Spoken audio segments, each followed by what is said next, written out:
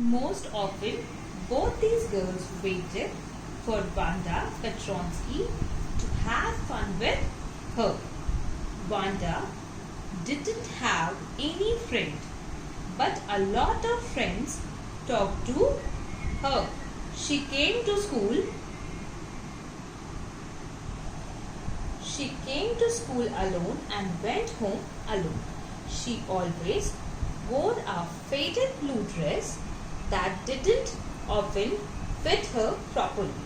Peggy asked Wanda courteously how many dresses she possessed. Wanda replied that she had 100 all lined up in the closet. All were surprised at her remark.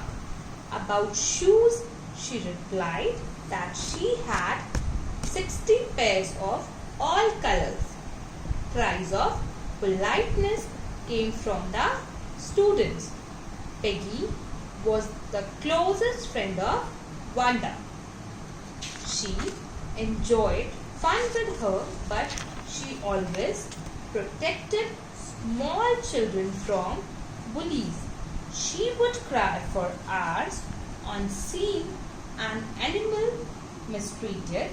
If anybody asked about her protection for Wanda as cruelty, she would feel surprised.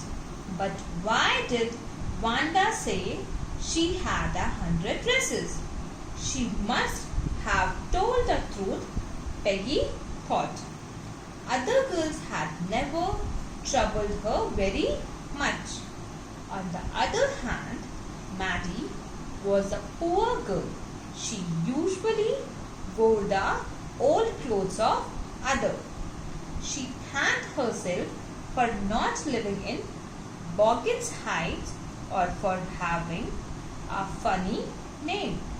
But the question of asking dresses, hats and other items was troubling her. Often Peggy asked such questions, but Maddie always felt ashamed. In reality, this game about dresses was invented by Peggy. It was Maddie's desire that Peggy would stop teasing Wanda Petronsky. Today, Maddie was busy with her arithmetic problems.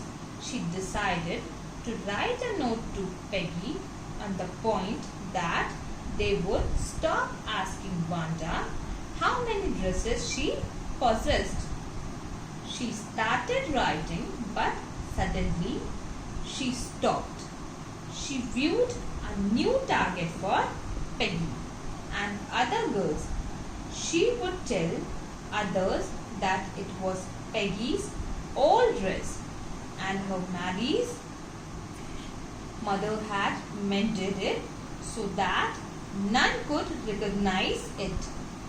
She also thought that she would decide not to make fun of Wanda. With these words, Peggy tore up the note. Peggy also knew that Wanda hardly said anything to others. Maddie was lost in Wanda about her 100 dresses.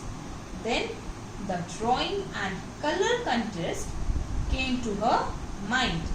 For the girls, the contest was to design dresses.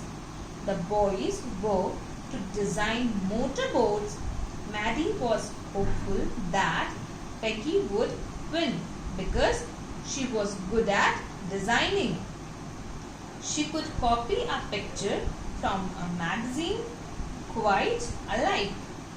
Next day it was drizzling, so without waiting for Wanda, they hurried to school for the result. The moment they entered the room, they were amazed to see drawings all over the room. They were in dazzling colors of lavish designs. These must have been 100 and all were lined up. Everybody stopped and praised this grand work, in no time, Miss Masson announced the winners. Miss Masson announced Jack Biggles from the boys. About the girls, she told that there were just 1 or 2 sketches submitted by most girls, but there was a single girl in the room 13 who had drawn 100 different designs. All should be proud of her.